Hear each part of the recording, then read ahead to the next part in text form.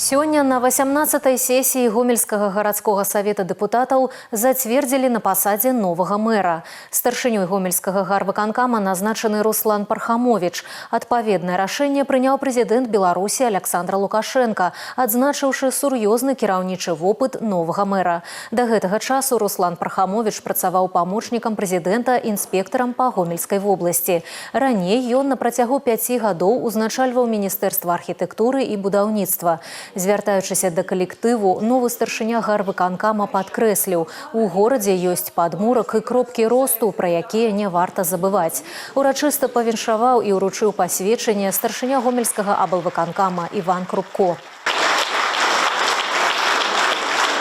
Асаблівыя словы ўдзячнасці ад губернатара у адрас Уладзіміра Прывалова. Старшыня аблвыканкама асобна падкрэсліў: за час яго кіраўніцтва Гомель здзейсніў прыкметны рывок у развіцці. У горадзе адкрываліся новыя спартыўныя і забаўляльныя пляцоўкі, прыгажэла інфраструктура, а ландшафтны дызайн стаў сапраўднай візітнай карткай.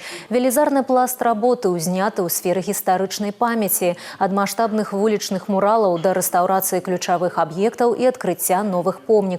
Фестывалі, кінотэатры под открытым небом и масштабные святы аб'ядноўвалі тысячи гараджан.